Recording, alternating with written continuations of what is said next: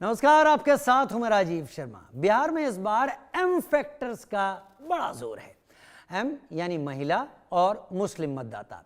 महिला मतदाताओं के आशीर्वाद के लिए नीतीश पहले ही कई काम कर चुके हैं और उसका प्रचार भी कर चुके हैं, लेकिन फिर भी उन्होंने मुख्यमंत्री रोजगार योजना से और ज्यादा आशीर्वाद पाने की इस बार कोशिश की है और पहली किस्त के 10,000 रुपए जारी भी हो चुके हैं। इधर विपक्ष ने भी सरकार बनने पर महिलाओं को 2,500 रुपए हर महीने देने का वायदा किया है। यानी पिछले कुछ सालों में कुछ राज्यों में आधी आबादी को लेकर जो योजनाएं सफल रहीं और सरकारें बनी, इसका नतीजा है कि हर कोई महिला वोटर्स के सहारे चुनावी नैया पार करना चाहता है। हम आपको आज 2 रिपोर्ट दिखाएंगे। पहली रिपोर्ट में एम फैक्टर के पहले पार्ट यानी महिला मतदाताओं पर हम बात करेंगे। दूसरी रिपोर्ट में हम चर्चा करेंगे बिहार में मुस्लिम मतदाताओं की। नीतीश, तेजस्वी, ओवैसी या प्रशांत किशोर, किसको अपना समर्थन मुस्लिम मतदाता देने वाले हैं। हालांकि मुस्लिम वोटर्स पर दबदबा आरजेडी का रहा है, लेकिन ये वोटर किस करवट बैठेगा, इसको लेकर महागठबंधन और एनडीए दोनों खेमों में चिंता का माहौल है। बिहार का ये चुनाव वक्फ बोर्ड संशोधन कानून की परछाई में भी देखा जा रहा है। सवाल यह भी कि क्या इस बार मुस्लिम अपना वोट देते समय वक्फ बोर्ड संशोधन कानून को दिमाग में रखेंगे, हिसाब किताब लगाएंगे। ऐसे में क्या मुस्लिम एआईएमआईएम को पसंद करेंगे या फिर राजद के एमवाई समीकरण को मजबूत करेंगे। वो प्रशांत किशोर के साथ खड़े होते हैं या फिर तेज प्रताप की ओर भी देखेंगे। क्या बीजेपी का सबका साथ सबका विकास का फार्मूला काम करेगा, जहां सभी को बिना जाति धर्म के योजनाओं का लाभ पहुंचाने की बात कही गई।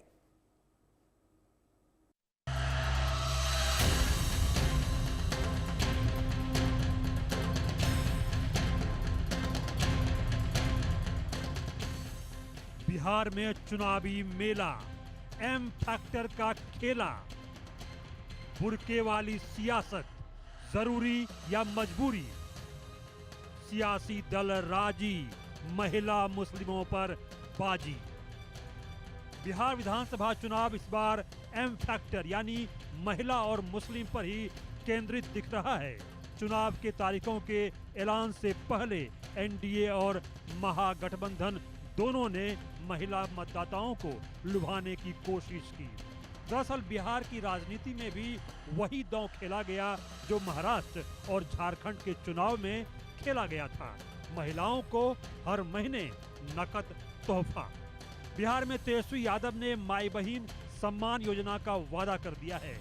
इस योजना के अनुसार अगर आरजेडी सत्ता में आएगी तो बिहार की महिलाओं को हर महीने 2,500 रुपये देगी। दूसरी तरफ नीतीश सरकार ने बिहार में मुख्यमंत्री महिला रोजगार योजना शुरू की है। इस योजना में रोजगार के लिए महिलाओं को पहली किस्त में 10,000 रुपये दिए गए हैं। हालांकि बिहार में 11 लाख महिला स्वयं सहायता समूह हैं, जो लगभग 1.5 करोड़ महिलाओं को सीधे सरकारी कार्यक्रमों से जोड़ते हैं।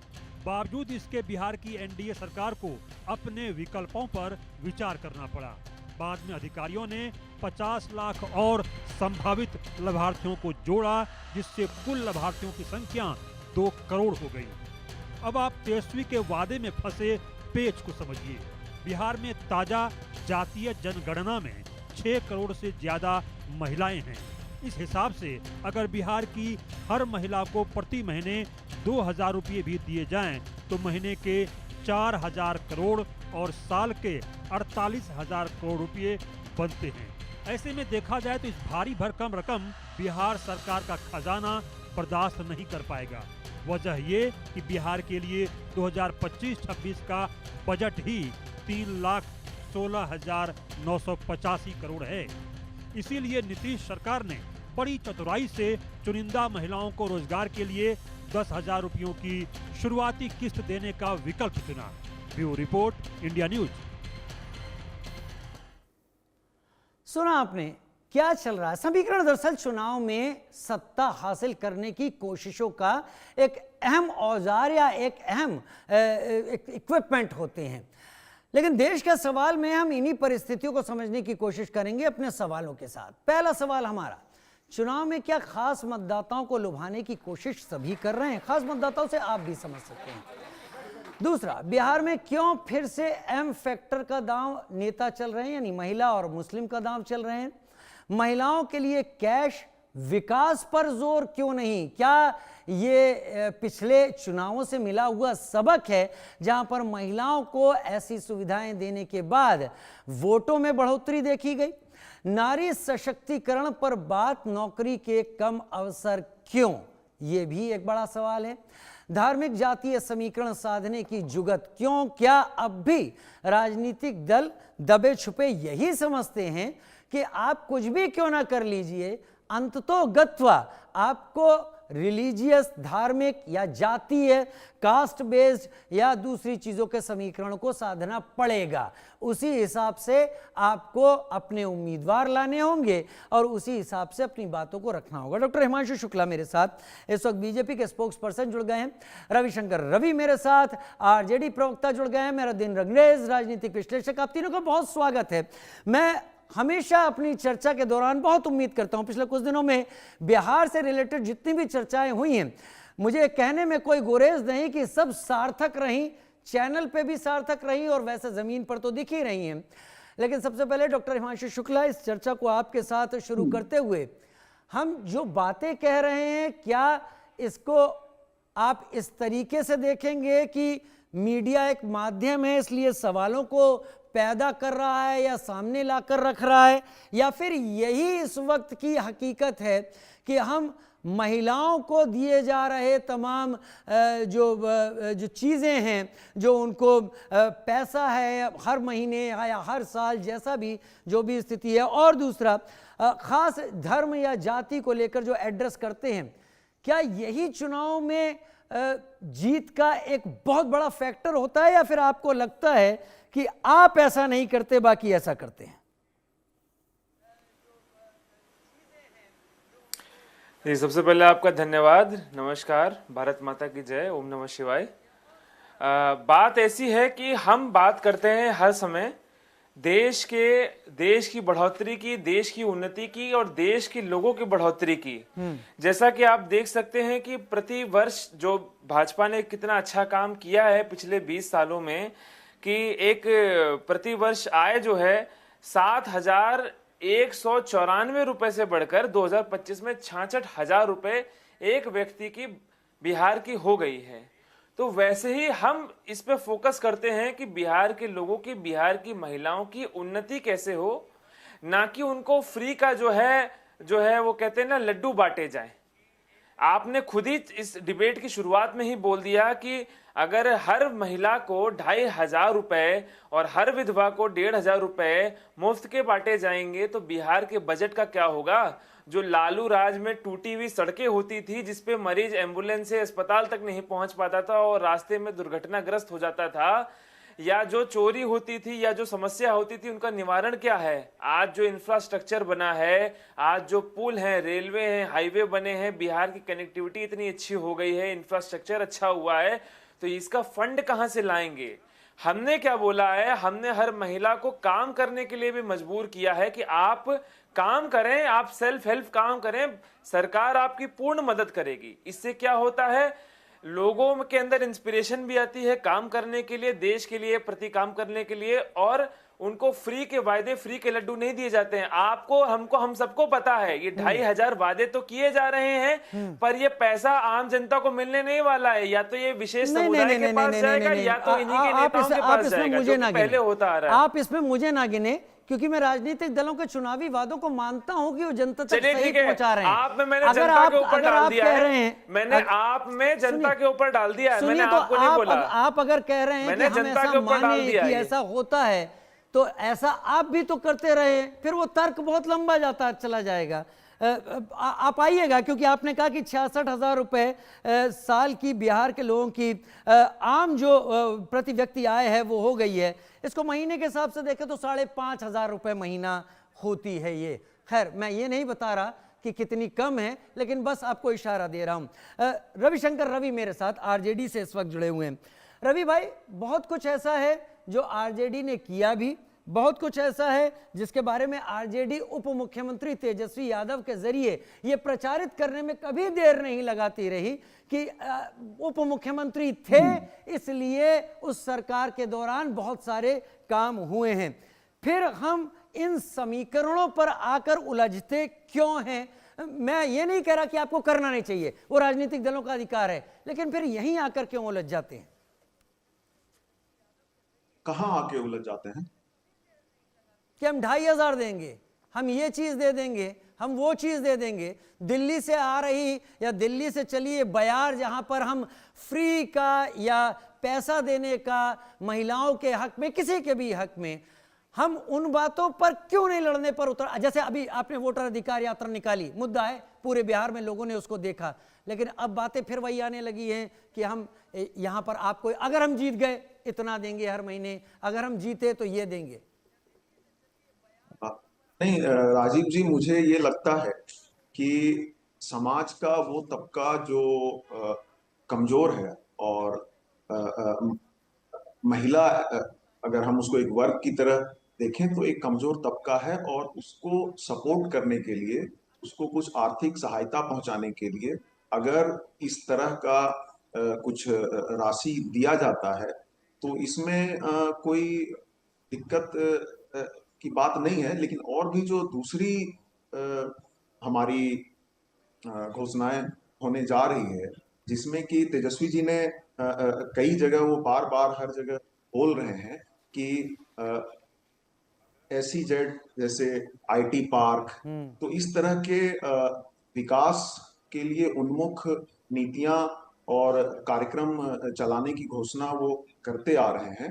तो सिर्फ ये पैसे देने तक, कुछ धनराशि की सहायता देने तक ये बात सीमित नहीं है, ये बात है। लेकिन इसके अलावे विकास की जो योजनाएं हैं उनका कार्यान्वयन होगा, और समाज का हर तबका और जो कमजोर तबका है उन सबको मुख्य धारा में लाने की एक हम लोग कोशिश कर रहे हैं। तो इसको सिर्फ अलग से एक मुझे लगता है विषय बना के देखने की जरूरत नहीं होनी चाहिए। चलिए ठीक है, आप कह रहे हैं कि इसको एक अलग विषय बनाकर देखने की जरूरत नहीं होनी चाहिए, लेकिन पिछले कई सारे चुनाव हम सब ने भी देखे हैं, ये इस तरीके की जो कोशिश शुरू हुई है इसने रिजल्ट दिए भी हैं। तो अगर आप ऐसा कर रहे हैं तो अनुभवों के आधार पर ही कर रहे होंगे। लेकिन अब मैं उस समीकरण पर आता हूं जो आपका समीकरण बहुत फिक्स रहा है, MY समीकरण, मुस्लिम यादव समीकरण आया था, लेकिन अब महिला और मुस्लिम समीकरण जो इसमें मिक्स होता है। क्या AIMIM के पूरे जोर के साथ उतरने के बाद, और जब असदुद्दीन ओवैसी कहते हैं कि हमने तो कहा था कि हमें भी अपने साथ मिलाइए, लेकिन महागठबंधन ने शायद हमको दरकिनार कर दिया, इसलिए हम अकेले उतर रहे हैं, आपको लगता है कि वो जो पहुंच पकड़ आप बनाने की अब तस्वीर दिखा रहे हैं, उसको प्रशांत किशोर और असदुद्दीन ओवैसी या फिर बाकी जो पार्टियां हैं, ऐसा नहीं कि बीजेपी को भी वोट नहीं देते मुस्लिम, वो आपकी सेंध लगा सकती हैं इस सोच में, इस समीकरण में चुनाव के पहले? इस प्रश्न का जवाब देने से पहले बस मैं एक बात जोड़ देना चाह रहा था राजीव जी, कि बिहार एक आर्थिक तौर पे कमजोर राज्य है और इसको एक विकसित राज्य बनाने में समय लगेगा, जिसमें कहीं न कहीं 2 दशक से 20 सालों में NDA की सरकार की एक असफलता रही है कि हम आज भी कई पैमानों पे बहुत पीछे हैं। तो वो जो धनराशि वाली बात थी, तो थोड़ा समय लगता है तरक्की और उन्नति प्रगति करने में। इस बीच मुझे लगता है कि ये एक अच्छा योजना है जिससे हम धनराशि से कुछ सहायता करें। अब मैं आपके इस प्रश्न पे आना चाहता हूँ। इसमें देखिए, मुझे लगता है कि एक मुस्लिम समाज के खिलाफ और एक विरुद्ध एक अजीब सी राजनीति चलती रहती है। पिछले कुछ सालों में, कुछ दशकों में हम ये देख रहे हैं, और शायद पहले भी, कि एक एपार्थाइड का सिचुएशन है जो कि अब काफी प्रत्यक्ष रूप से निकल के सामने आ रहा है और हमें दिख रहा है। कुछ दल उनका राजनीतिक एपार्थाइड करते हैं कि भाई हम उनको रिप्रेजेंटेशन नहीं देंगे, या नहीं देने का सोचना, या ऐसी बातों को करना। दूसरी बात है उनका आर्थिक सामाजिक अपार्थाइड, कि हम उनको अपने जो सामाजिक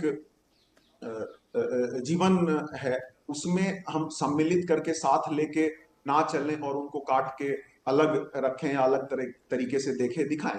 कुछ दलों की राजनीति इसमें रहती है।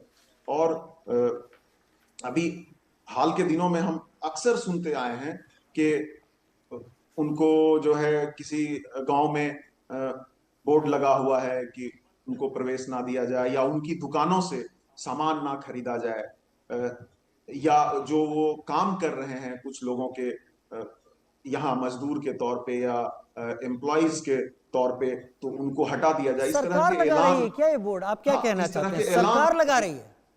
होते रहे हैं कि उनको नहीं, रवि एट लेंथ नहीं सर, सरकार ये बोर्ड लगा रही है कि काम नहीं करना चाहिए, लोग कर रहे हैं, यानी समाज में वहां पर ऐसी चीज है।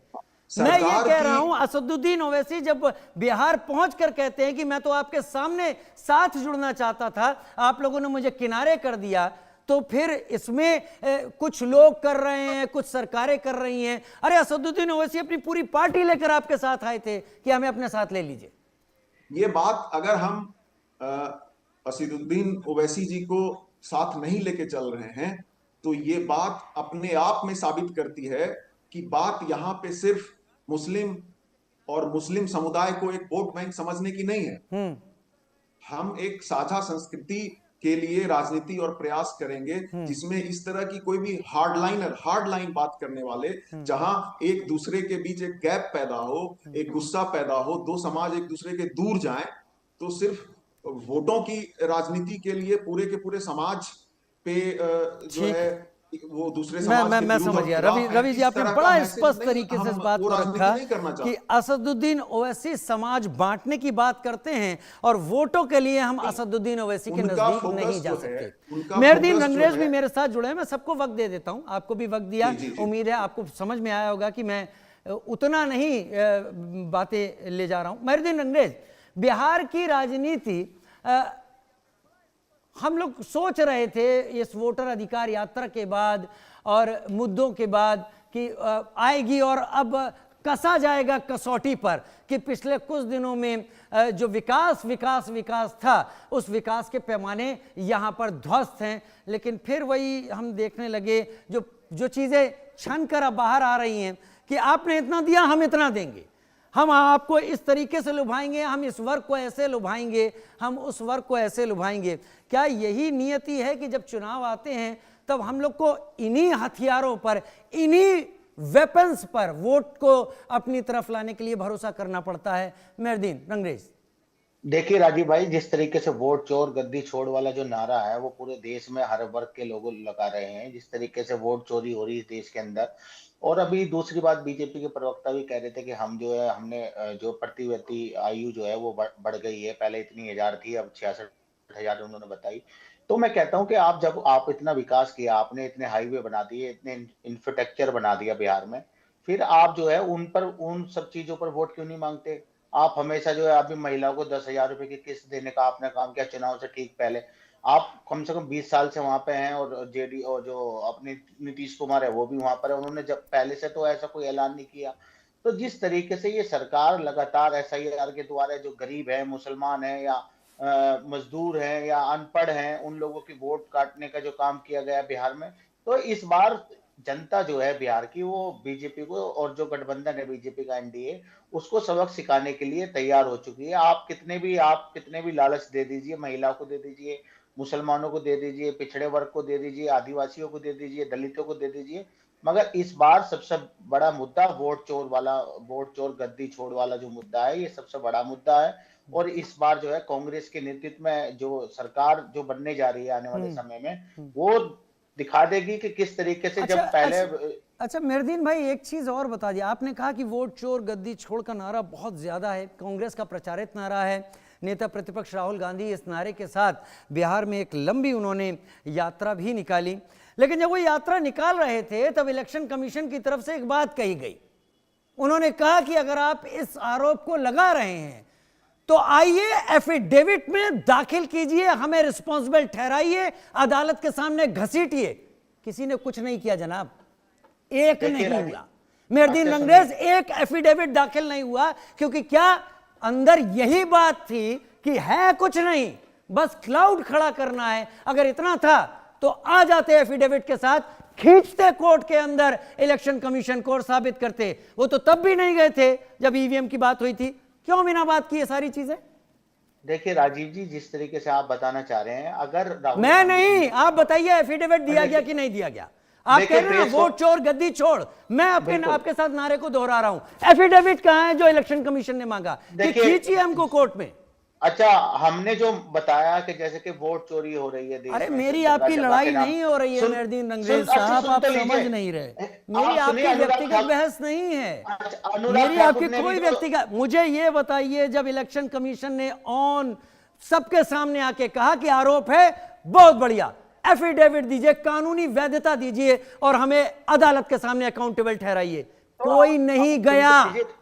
इलेक्शन कमीशन ने तो अभी तक कोई जवाब ही नहीं दिया। अरे साहब, मैं इलेक्शन कमीशन के एफिडेविट की बात कर रहा हूं। कानूनी जामा पहनाइए, वोट चोरी हो रही है, लाइए सुप्रीम कोर्ट के सामने। क्या आप लोग भी, आप पॉलिटिकल एनालिस्ट हैं सर, क्या आप पार्टियों के नारे में चले जाते हैं? खैर, डॉक्टर हिमांशु शुक्ला, बिहार जीतने का तरीका क्या यही सबसे बेहतर है, जहां पर लोगों को ऐन चुनाव के पहले ये किस्त जारी कर दी जाएंगी? काम तो बहुत किया है, बहुत सारी चीजें हुई हैं। प्रधानमंत्री ने आज कहा कि विकसित भारत तब बनेगा जब तक युवा कुशल होगा। युवाओं के कुशल होने के लिए बहुत कुछ चीजें हैं। काट आपके पास क्या है? आप भी उसी पिच पर क्यों जा रहे हैं डॉक्टर हिमांशु?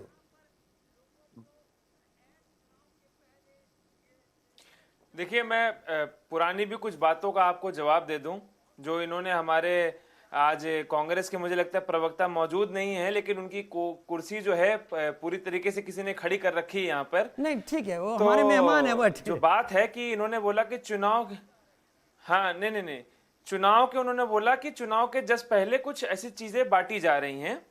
तो मैं बता दूं कि 3.67 करोड़ आयुष्मान कार्ड बांटे गए हैं स्वास्थ्य के लिए। तो क्या वो इसी हफ्ते बांट दिए गए हैं? 1 करोड़ 16 लाख जो है एलपीजी कलेक्शन फिर मुफ्त में पूरे बिहार की जनता के लिए दिए गए हैं। तो वो क्या चुनाव के 10 दिन 15 दिन पहले दिए गए थे? 24 लाख नौकरियां जो है बिहार के युवाओं के लिए दी गई हैं। तो वो क्या अभी इसी महीने के अंदर दी गई कि भाई चुनाव आने वाले हैं, अभी भी नौकरी दे दो। एम्स जो दिया गया है पटना के अलावा एक और दिया जा रहा है, वो भी क्या अभी इसी हफ्ते बना है? ये बताइए। मखाना बोर्ड, जिसके अभी जो मुस्लिम भाई हमारी बात कर रहे थे, तो मखाना तालाब जो है हमारे बहुत सारे मुस्लिम भाइयों के हैं, जो आज का मखाना जो है 36% तक मार्जिन में जो है विदेशों में जा रहा है। तो हमारे मुस्लिम भाइयों को जो इससे फायदा हो रहा है, वो भी क्या अभी चुनाव आते के साथ होने लग गया है?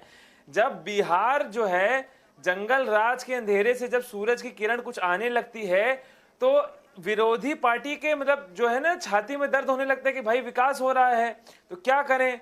तो इनके पास कोई मुद्दा भी नहीं, क्योंकि इनके समय अभी हमारे आरजेडी के प्रवक्ता हमारे भाई ने खुद ही बोला कि बिहार एक पिछड़ा राज्य रहा है। तो भाई बनाया किसने? बनाया तो आप नहीं था, खुद से तो नहीं बना था। बिहार तो पहले हमारे क्या इतना चिन्ह स्मृति था, नालंदा था, बुद्ध थे, जैन थे, यहाँ पे क्या महान था, पटना साहिब थे। और आपने क्या बना दिया? बिहार को जंगल राज बना दिया कि यार निकलना मुश्किल है। औरतों का तो छोड़ो, आदमियों का, लड़कों का निकलना मुश्किल है रोड पे, पटना की सड़कों पे निकलना मुश्किल है। ये आपने बना दिया राज जो कह रहे पिछड़ा है। तो उसको बनाने में जो समय लग रहा है, तो अब हम मेहनत कर रहे हैं, बिहार की जनता हमारे साथ है, यही हमारा मोटो है, ऐसे ही हम जीतेंगे। कोई ये सब थोड़े ना एक हफ्ते पहले कोई हम नारे लेके आए हैं। और अगर बात होती है, एक मिनट मेरी बात है, और अगर बात होती है वोट चोर गद्दी छोड़ की, तो फिर मैं बोलूं कि डीएलए गुड़गांव की जमीन चोर, गद्दी छोड़, नेशनल हेराल्ड चोर, देश छोड़, जो बाहर का स्विस बैंक में काला धन गया है, देश छोड़। फिर मैं अगर निकालने आऊंगा बोफोर्स चोर, मिलिट्री छोड़, फिर सारा छुड़वाऊंगा। मैं लोग भाग के यहां से गायब दिखेंगे, फिर अगर मैं छुड़वाने पे आ गया तो मॉडरेट कर लूंगा। लेकिन आप ये बताइए, आप कह रहे हैं जंगल राज की बात कर रहे हैं, ठीक है, जंगल राज का आरोप आप लोगों की तरफ से लगाया गया। कुछ बहुत ऐसी घटनाएं रही भी जो कि बहुत ज्यादा प्रचारित भी रही और उसके चलते बहुत सवाल भी उठे। लालू यादव जो कि आरजेडी के सुप्रीमो ही हैं और उनकी विचारधारा पर आरजेडी है, उनके खिलाफ कई केस चले और उन केसों में कई फैसले भी आए, ये भी सबको याद है। लेकिन खेमका हत्याकांड भी आपकी नाक के नीचे ठीक पटना के बीच में हुआ। एक बिजनेसमैन को सरेआम उड़ा दिया गया। केवल वही नहीं, उसके बाद आसपास के इलाकों में भी हुआ। क्या आप ये कहना चाहते हैं कि ये जो चीजें हो रही हैं ये अप्रत्याशित हैं, हवा से आ जा रही हैं? कमजोरी तो आपकी भी रही डॉक्टर हिमांशु। हाँ, मैं इसका पूरा जवाब देता हूं कि ये जो आप बता रहे हैं, पहली बात, जंगल राज शब्द हमने नहीं दिया। जंगल राज बिहार के हाई कोर्ट ने खुद दिया। जब कोर्ट कोई बात कहता है तो प्रमाणित होती है और वो बहुत बड़ी चीज होती है। ये नेता और नेताओं का और राजनीतिक शब्द नहीं रहे हैं। तो ऐसी कंडीशन क्या हुई होगी कि पटना हाई कोर्ट को आके बोलना पड़ गया था कि भाई जी जंगल राज है। और आप बात कर रहे हैं इस कांड की, तो मैं बता देता हूं, एक होती है व्यवहार की और एक रिस्पॉन्सिबिलिटी एक शब्द होता है। यहाँ पे जब पहले होता था कि किसी नेता की बेटी की शादी में दिन दहाड़े सफेद फॉर्च्यूनर खड़ी हैं 100 तो लोगों की लूट के ले गए, एक वो जमाना था। एक हमारे राज्य में अगर कुछ होता है तो उसकी अकाउंटेबिलिटी ली जाती है, चाहे वो यूपी हो, चाहे बिहार हो, चाहे भाजपा शासित कोई भी जगह हो, वहां पे अकाउंटेबिलिटी ली जाती है, एक्शन तुरंत लिया हत्या जाता है। करने देखिए की आप सोच लेता क्या है मंशा और है, किसकी हत्या को अंजाम दे देता है और उसे इतना डर नहीं होता कि जहां पर वो हत्याकांड को अंजाम दे रहा है वहां वरिष्ठ अधिकारी रहते हैं, थोड़ा दूर जाएं तो वरिष्ठ नेता रहते हैं, उसको कोई डर नहीं होता। ये किस का प्रतीक है डॉक्टर हिमांशु? सादर एकदम मुझे नहीं समझ में आ रहा। रविशंकर रवि, मखाना बोर्ड बनाया गया जो कि पहचान है रविशंकर रवि बिहार की। सबको वक्त देने दीजिए। रविशंकर रवि, मखाना बोर्ड बनाया गया जो दुनिया भर में जाता है मखाना किसानों के लिए और उनको क्या मार्जिन पे वो मखाना पहुंच रहा है। हम भी मखाना जब इस्तेमाल करते हैं तो इस बारे में बात करते हैं कि ये जो मखाना हम खा रहे हैं इस बात के 99.99% चांसेस हैं ये कि ये बिहार के किसी मखाना किसान के पास से निकलकर सामने आया। आयुष्मान कार्ड की बात कर रहे हैं डॉक्टर हिमांशु शुक्ला की, हमने ये इतना सारी चीजें की हैं, तो वो तो अपनी चीजें गिना रहे हैं। आपको क्या लगता है कि हिमांशु जो गिना रहे हैं बीजेपी की तरफ से वो केवल आंकड़ों की बाजीगरी है या फिर और कुछ? उन पे तो आंकड़े भी नहीं है। राजीव जी, आप देखिए, कोई भी सरकार होती है तो ऐसा तो होता नहीं है कि कुछ भी ना हुआ हो। मैं एक दो बातों का जवाब देना चाहूंगा कि जब ये जो आरोप लगता है जंगल राज का आरजेडी के शासनकाल को, वो इसकी पूरी कहानी जो है कोई किसी को बताता नहीं है, कोई किसी को सुनाता नहीं है। रवि भाई, मैं आपको मौका दे रहा हूं, स्पष्ट कीजिए, मैं सुनना चाहूंगा। मैं बहस नहीं, चर्चा चाहता हूं। प्लीज बोलें सधे शब्दों में, संयमित शब्दों में। पटना में पानी का जमाव था और पटना में पानी का जमाव आज भी होता है बारिश में। इस साल में नीतीश जी के समय में भी वो पानी जमा हुआ ही है, मतलब सड़कें बनी है ऐसा नहीं है, लेकिन जमाव होता है। उस वक्त भी हुआ था और काफी ज्यादा हो गया था, उस साल बारिश ज्यादा हो गई थी। तो एक जज ने जो है अपने ऑब्जर्वेशन में बोला कि भाई ये हालत है, ये यहाँ क्या कोई ये जंगल राज जैसी हालत है, और ये काम म्युनिसिपल कॉरपोरेशन के अंतर्गत आता है और म्युनिसिपल कॉरपोरेशन में जो है बीजेपी के लोग थे प्रभाव में। तो अब ये किनको बोला जा रहा है, मतलब कौन इसकी जिम्मेवारी लेगा? तो एक इंसान को, एक नेता को या एक पार्टी को पकड़ के बोल देना कि भाई आपकी वजह से ये हुआ, ये बात तो ठीक नहीं है। खुद में भी जिम्मेदारी लेनी चाहिए। दूसरा आरोप एक हम लोगों के ऊपर लगता है चारा घोटाले का। चारा घोटाले में जगन्नाथ मिश्रा जी का नाम कोई नहीं लेता। जगन्नाथ मिश्रा जी के जो बेटे हैं वो नीतीश सरकार में रवि जी मेरी बात का बुरा तो नहीं मानेंगे?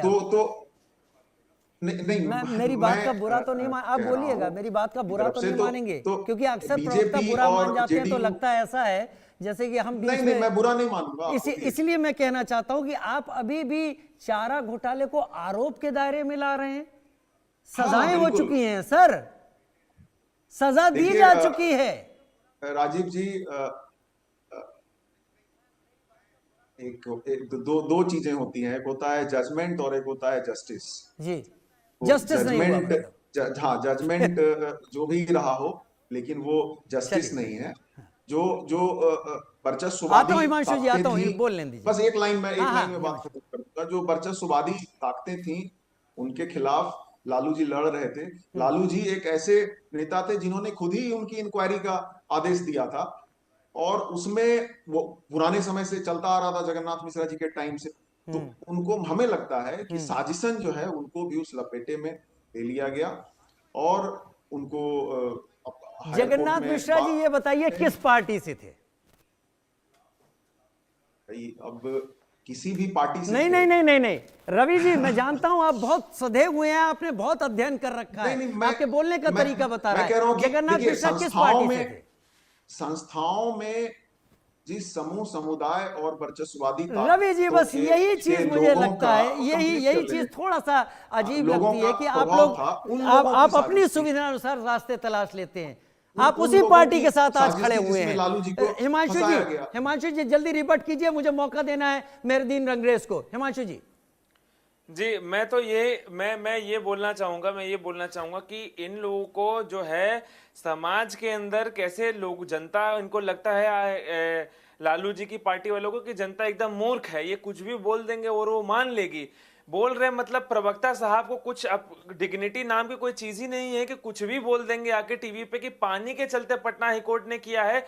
मैं आपको विथ रेफरेंस बताता हूं, आउटलुक इंडिया का रेफरेंस है कि जंगल राज क्यों हुआ, और मैं पूरा आर्टिकल शॉर्ट में पढ़ के बताता हूं कि the phrase jungle raj became widely used in 1990 and 2000 during the rule of Lalu Prasad Yadav because of the Bihar law and order situation.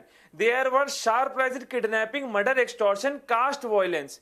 मतलब किडनैपिंग हुई है, मौतें हुई हैं, एक्सटॉर्शन हुआ है, लोगों को मारा गया है, जाति के नाम पर मारा गया है, इसलिए उसको जंगल राज बोला गया था। और खासकर बिजनेसमैन, स्टूडेंट का और प्रोफेशनल का, इन लोगों की मौतें हुई, इन लोगों की किडनैपिंग हुई है, दिन दहाड़े हुई है, कैपिटल में हुई है कोई, तो इस वजह से जंगल राज का नाम दिया गया था। मतलब मुझे शर्म आनी चाहिए, जो जनता को ऐसे आप मूर्ख बनाते हैं कि पानी भरता है बिहार में इसलिए जंगल राज का नाम दिया गया है, और ऊपर से आके टीवी पे आप ये बात बोल रहे हैं। उसके बाद में बता दूं, करप्शन और मिस गवर्नेंस हुआ है, इस वजह से दिया गया था जंगल राज का नाम। पहले तो मैं ये बता दूंगा। बहुत स्पष्ट कर दिया आपने। अब मैं मॉडरेटर की तरह, माध्यम की तरह, माध्यम तक ही खुद को सीमित रखूंगा। जो लोग सुन रहे हैं वो तय करें। मुझे बड़ी प्रसन्नता है कि आप तीनों जो इस वक्त बोल रहे हैं तर्क संगत बोल रहे हैं, एक दूसरे पर कोई अभद्र टिप्पणी नहीं कर रहे हैं, और यही एक बेहतरीन चर्चा। मेहरदीन रंगरेज, बिहार का चुनाव अब आपको जाता किस तरफ दिखाई पड़ रहा है? वहां का वोटर क्या आखिरी 6-7 दिनों में इन नारों से प्रभावित होकर अपना भविष्य तय करने जा रहा है, या वो उन चीजों को अपने अंदर समेट चुका है जो पिछले कई सालों में चलती रही, दिखती रही? मेहरदीन रंगरेज। देखिए, नीतीश कुमार जी का 20 साल का जो सुशासन बाबू थे, वो उनके राज में किस तरीके से हत्याएं से लेकर आपने वहां पे जो शराबबंदी की, जिस तरीके से आज भी वहां खुलेआम शराब बिकती है, और जिस तरीके से महंगाई, बेरोजगारी, कितना पलायन वहां से होता है। तो इस तरीके से सारे जितने भी वर्ग के लोग हैं, वो सब वर्ग के लोग चाहते हैं कि किसी भी तरीके से एक बार नीतीश कुमार को हराकर जो गठबंधन है कांग्रेस का, आरजेडी का, उस गठबंधन को अपना वोट देने जा रहे हैं। और आने वाले समय में ये सारा कुछ दिखाई देगा, और जो वादे कांग्रेस और आरजेडी ने किए हैं गठबंधन में, वो सारे वादे आपको जो है पूरे होते हुए नजर आएंगे। राजीव जी, वाकई पूरे होते हुए नजर आएंगे। लेकिन यहां पर असदुद्दीन ओवैसी का फैक्टर, मेहरदीन रंगरेज, क्योंकि आप भी मुस्लिम हैं, आपसे मैं इसलिए समझना चाहूंगा कि पिछले चुनाव में सीमांचल के एरिया में असदुद्दीन ओवैसी ने जो अपने उम्मीदवार उतारे और जीत का जो परसेंटेज रहा, वहां स्ट्राइक रेट असदुद्दीन ओवैसी का बेहतर था। शायद इसीलिए वो इस बार आगे गए थे कि हम मिलकर लड़ते हैं, हम सब आगे बढ़ जाएंगे। क्या असदुद्दीन ओवैसी बिहार में जिस मुस्लिम वोटर को रिझाने की कोशिश में सभी लगे हुए हैं, उसे वो अपने पाले में ले आएंगे कि अब तक सब धोखा देते रहे, इस बार मैं तुम्हारे साथ खड़ा हूं? हालांकि असदुद्दीन ओवैसी की किस्मत इसलिए खराब कही जा सकती है कि जो 5 उम्मीदवार जीते उसमें से 4 जीत के तो रविशंकर जी की पार्टी में चले गए, आरजेडी में। देखिए राजीव जी, जिस तरीके से आरजेडी के सामने उन्होंने अपना पक्ष रखा और कहा कि हमें भी गठबंधन में शामिल कर लीजिए, तो मेरा मानना है कि एमआईएम को भी अपने गठबंधन में शामिल कर लेना चाहिए। नहीं तो जो सेकुलर जो सारी वोटें हैं वो एक साथ इकट्ठा होकर अगर एक साथ चुनाव में अगर वोट मिलेगा तो और अच्छे मार्जिन से जो है जो अपना कांग्रेस का और आरजेडी का जो गठबंधन है वो ज्यादा सीटों पर आ सकेगा। अगर वो लड़ते चुनाव लड़ते हैं, एमआईएम अगर अलग से चुनाव लड़ती है तो कहीं ना कहीं तो वो उसका नुकसान जरूर होगा। तो मेरी तो यही मांग है, अगर आपके चैनल को कोई देख रहे हो आरजेडी वाले, तो ये जरूर उनसे देख गठबंधन रहे हो, करें और आपके उनका बगल में साथ दें। बैठे हैं, उन्हीं से बोल दीजिए। हाँ, तो मैं जो आरजेडी के प्रवक्ता है उनसे कहना चाहूंगा कि एमआईएम को भी रवि अपने जी साथ बगल शामिल में ही करें। है। रवि जी, मेरे दिन रंगरेज कह रहे हैं कि अगर देख रहे हो, मैंने कहा बगल में ही है। रवि जी, बात यहां पर यह है कि असदुद्दीन ओवैसी ने पिछली बार जो प्रदर्शन किया था चुनावों में, वो प्रदर्शन एआईएमआईएम के लिहाज से अप्रत्याशित था, लेकिन उनके 4 विधायक जो जीते हुए थे वो आपकी पार्टी में आ गए। क्या इस बार वो तलखी असदुद्दीन के दिल में थी या आपके दिल में थी कि ये मेल नहीं हो पाया, और अगर नहीं हो पाया तो एआईएमआईएम का फैक्टर पूरे बिहार में असर डालेगा क्या? नहीं, मुझे नहीं लगता कि असर डालेगा। और वो वजह बता असदुद्दीन दें, साहब तो वो वजह समझा दें कि क्यों आपको लगता है कि नहीं डालेगा। देखिए, जिस तरह से अब तो बहुत ही प्रत्यक्ष तौर पे सांप्रदायिक ताकतें खुल के आ रही हैं, और कानून बनाने जैसे जैसे वक्त कानून संशोधन बिल था, तो लोग अब देख समझ रहे हैं कि एक चौतरफा हमला जो है हो रहा है शासन प्रशासन के द्वारा और राजनीतिक दलों के द्वारा, तो है। और इसकी कड़ी पीछे तक भी जाती है। जो अभी हिमांशु जी कह रहे थे, तो वो फ्रेज जो मैं बार बार फिर से यही कहूंगा कि वो कोर्ट ने यूज किया पटना में पानी जमाव के लिए, जिसको मीडिया ने इतना घुमाया। वो आउटलुक मैगजीन का रेफरेंस दे रहे थे कि वहां जो समस्याएं हुई सामाजिक, सबको उसमें जोड़ दिया गया। क्या पिछले 20 साल में बिहार में कुछ भी नहीं हुआ है? कोई गुनाह नहीं हुआ है, कोई अपहरण नहीं हुआ है, कोई चोरी नहीं। अभी 1 महीने पहले, अभी आप भी कह रहे थे राजीव जी, खेमका जी का जो मर्डर हुआ, उसका आए दिन लॉ एंड ऑर्डर की तो जर्जर हालत है। इसको जंगल राज बोलने में क्या वो होना चाहिए? तो और उसको टारगेट जो किया गया लालू जी को, वो इन्हीं कारणों। अच्छा, एक संक्षेप में मुझे बताइए रवि जी, आपका मैसेज। आडवाणी जी को उन्होंने गिरफ्तार किया, रवि जी, उनकी रथ यात्रा रोकी बिहार के अंदर, रवि जी, एक संक्षेप में आपका मैसेज यहां पर लेना चाहूंगा। ये चीजें तो हैं, वजह से उनको फंसाया ये चीज सुनिए। तो आज हम पटना से अगर गया जा रहे हैं, पटना से दानापुर जा रहे हैं, या पटना से मोतिहारी की तरफ जा रहे हैं, या सीतामढ़ी की तरफ जा रहे हैं, उन हाईवेज पर स्पीड तेज है। मैं खुद गया हूं, मैंने खुद देखा है उनको, और मैं काफी पहले पटना दानापुर के पास गया था, तब भी मैंने देखा था।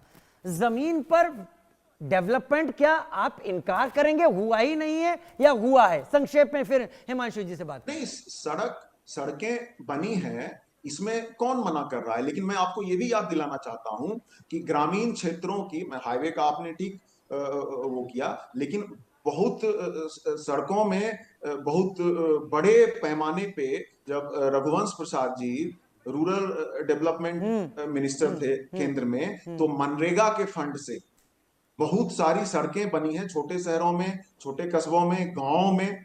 तो भाई वो जो योगदान है उसमें ऐसा नहीं है कि ठीक है, हाँ, योगदान सरकार का योगदान है। और मैं पता नहीं कि मैं चाहूंगा हमेशा कि आप जैसा पैनल हमारे साथ रहे, जो पार्टी की विचारधारा भी रख रहा है और दूसरे की बात को भी तस्लीम तो कर ही रहा है। डॉक्टर हिमांशु, ये जो विकास की बात है, जो महसूस करते हैं रवि भी कि ये चीजें यहां पर बनी हैं, ये चीजें यहां पर हुई हैं, इन पर लड़ने का वक्त कब आएगा? ये बताने का वक्त कब आएगा कि ये भी तो किया गया है?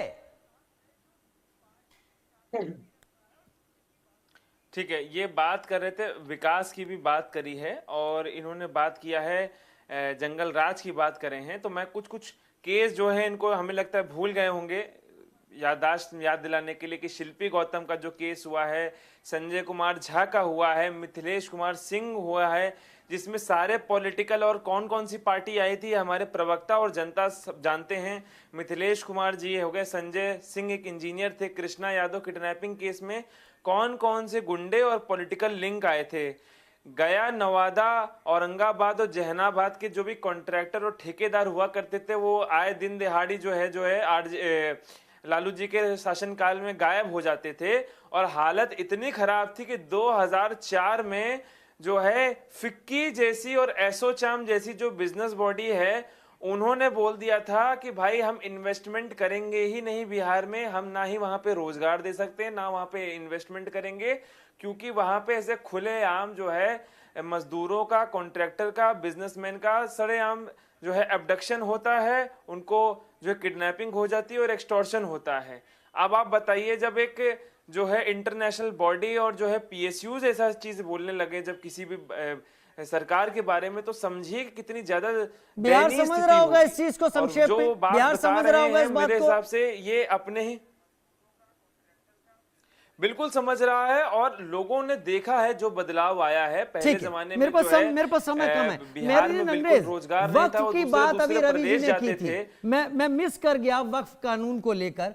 वक्फ को लेकर जो कुछ भी हुआ है, वक्फ कानून जो संसद से, अब कानून की मैं बात करूंगा, क्या इस पर ऐतराज होगा बिहार में जो वोटर्स है मुस्लिम, संक्षेप में जरा सा, और उसको देखकर वोट देंगे वो?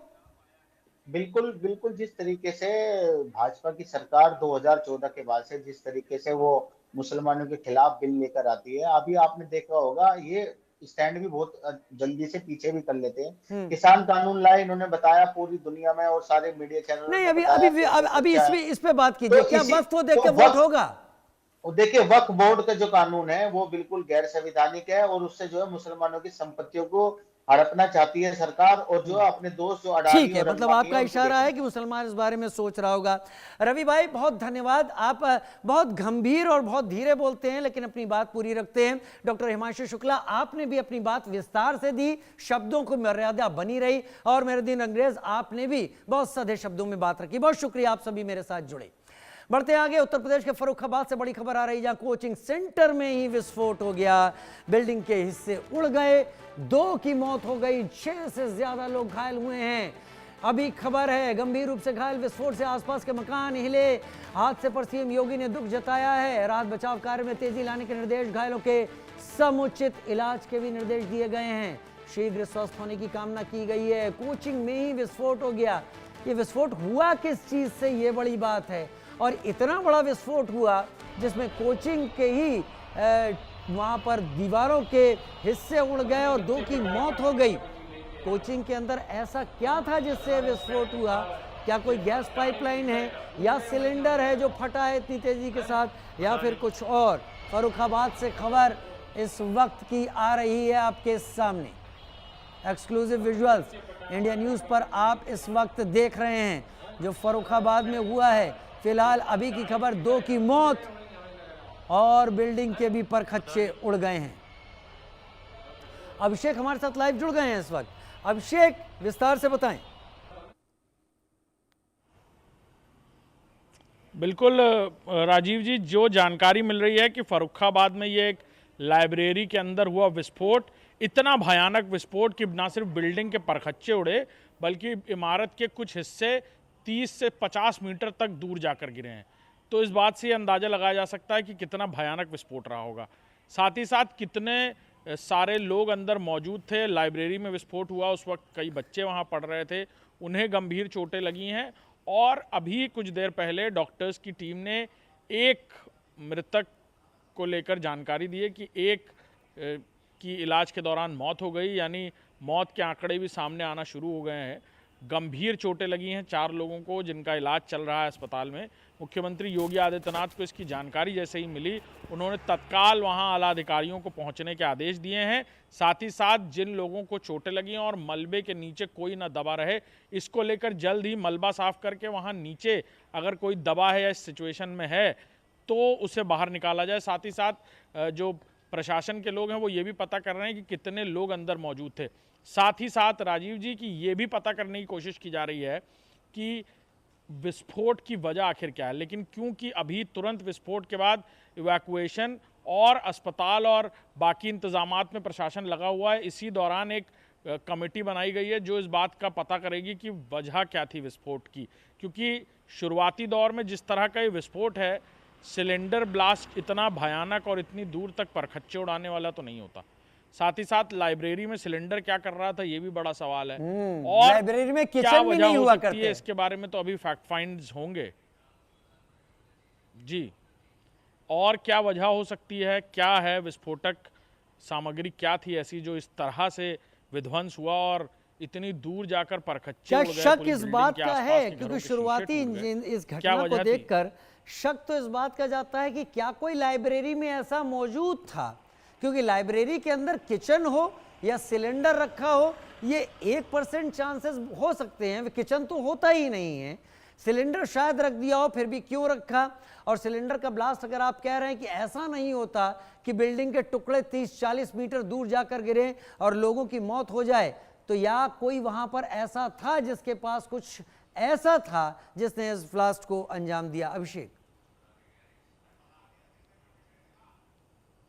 जी हाँ, बिल्कुल, हाँ, ये एक बड़ी बात है और इस बात को भी पता किया जा रहा है। लेकिन अभी फिलहाल घटना के बाद इलाज और चिकित्सा की व्यवस्थाएं करने में प्रशासन पूरी तरह जुटा था, तो जिन लोगों को गंभीर चोटें लगी उनकी जान बचाई जा सके, और जो लोग बाकी घायल हुए अगल बगल से जो बिल्डिंग या इमारत के आसपास थे उन्हें भी चोटें लगी।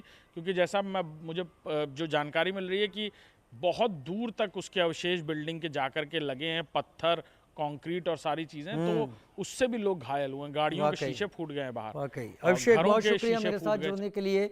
उम्मीद है आप नजर बनाए रखेंगे पुलिस की जांच के ऊपर, और जैसे अपडेट आएगा आपका रुख करेंगे। बढ़ते आगे, त्वरित न्याय को लेकर उत्तर प्रदेश सरकार के बुलडोजर एक्शन को लेकर सवाल उठ रहे हैं। सीजीआई ने इसे लेकर फिर से बयान दिया।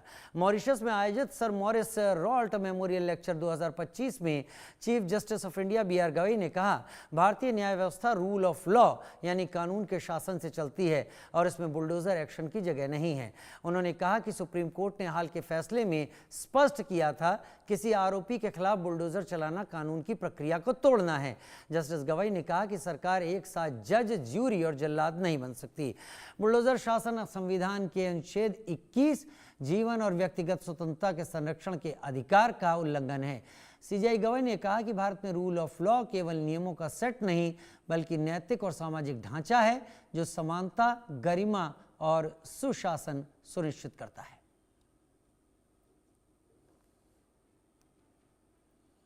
BR Gavai chief justice of India Mauritius में ये एक व्याख्यान में बोल रहे थे। भारत के संविधान को लेकर, भारत के कानून को लेकर अपनी बात रख रहे थे।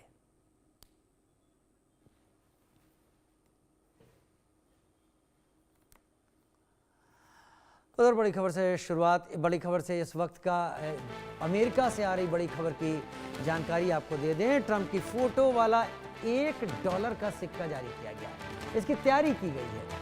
अमेरिका ने $1 के सिक्के का डिजाइन पेश कर दिया है। 2026 में ट्रंप की फोटो वाला सिक्का जारी हो सकता है। अमेरिकी ट्रेजरी विभाग ने शुक्रवार को राष्ट्रपति डोनाल्ड ट्रंप के तस्वीर वाले $1 के सिक्के का ड्राफ्ट डिजाइन जारी किया। बताया जा रहा है कि यह सिक्का 2026 में अमेरिका की 250वीं सालगिरह पर जारी होगा। इसमें सिक्के के एक तरफ ट्रंप का उठा हुआ मुक्का फाइट फाइट फाइट लिखा होगा। ये शब्द ट्रंप ने पिछले साल एक हमले से बचने के बाद कहे थे। दूसरी तरफ ट्रंप की तस्वीर, लिबर्टी और तारीख 1776 से 2026 लिखा होगा। ट्रेजरी का कहना है कि डिज़ाइन देश की मजबूत भावना को दिखाता है। हालांकि अंतिम डिज़ाइन अब तक नहीं चुना गया है। 1976 में आज़ादी की 200वीं सालगिरह पर लिबर्टी बेल और चंद्रमा वाला सिक्का बना था, जिसमें पूर्व राष्ट्रपति आइजनहावर की तस्वीर थी। व्हाइट हाउस के प्रवक्ता कैरोलिन लेविट ने कहा कि ट्रंप ने शायद अभी डिज़ाइन नहीं देखा, लेकिन उन्हें ये पसंद आएगा।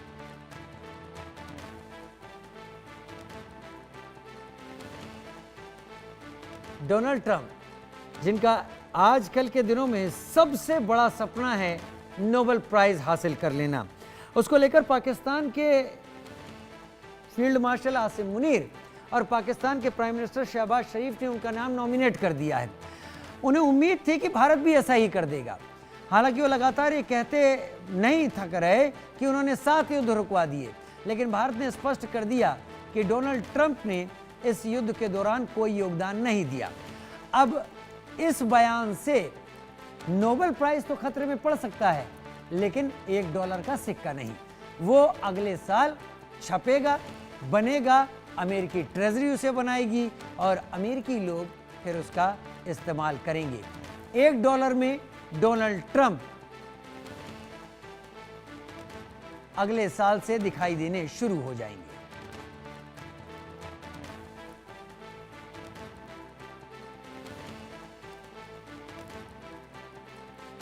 ट्रंप का फोटो वाला सिक्का 2026 में 250वीं सालगिरह पर जारी होगा। पिछले साल आपने देखा होगा, चुनाव से ऐन पहले उनके ऊपर एक हमला किया गया था, डोनाल्ड ट्रंप के ऊपर, जिसमें गोली उनके कान को छूती हुई निकल गई थी और उसके बाद उन्होंने अपना मुक्का बांधते हुए दिखाया था और फाइट फाइट फाइट का मैसेज दिया था। वही इस सिक्के में दिखेगा। एक और बड़ी खबर का रुख कर रहे हैं भारत के पंजाब से। जालंधर में हिंदू संगठनों ने प्रदर्शन किया है। श्री राम चौक पर धरना दिया गया। आरोपियों की गिरफ्तारी की मांग पर अड़ गए हैं। भारी संख्या में पुलिस फोर्स तैनात। श्री राम बोलने पर एक युवक की पिटाई कर दी गई थी और उसके बाद इन संगठनों ने यहाँ पर धरना दिया।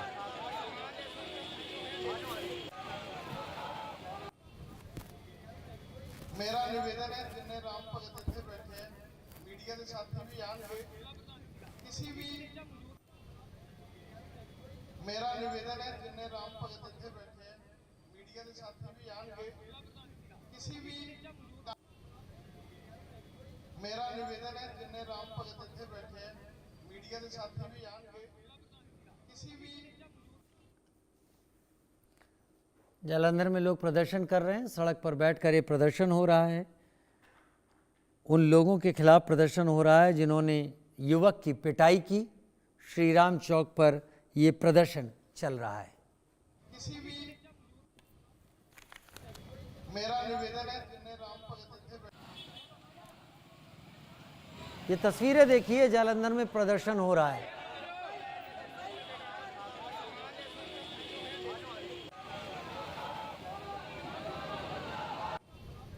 श्री राम बोलने पर युवक की पिटाई कर दी गई। तस्वीरें आपके टीवी स्क्रीन पर।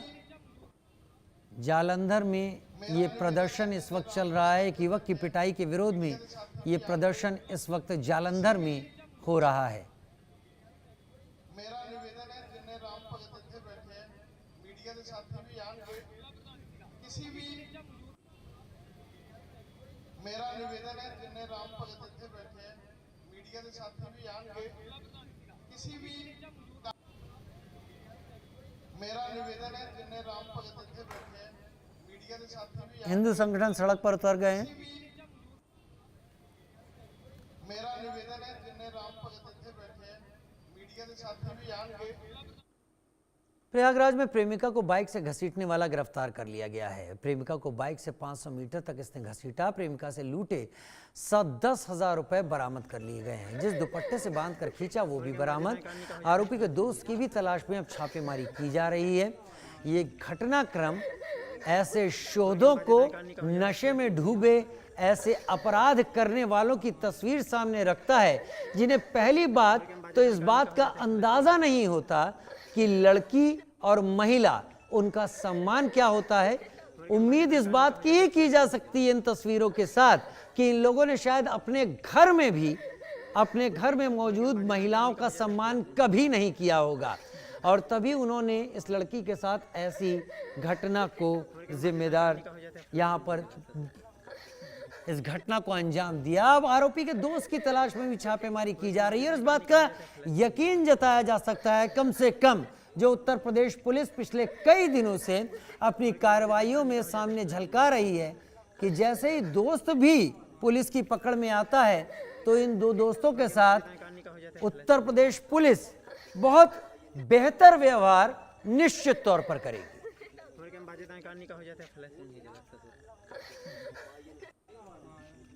एक छोटा सा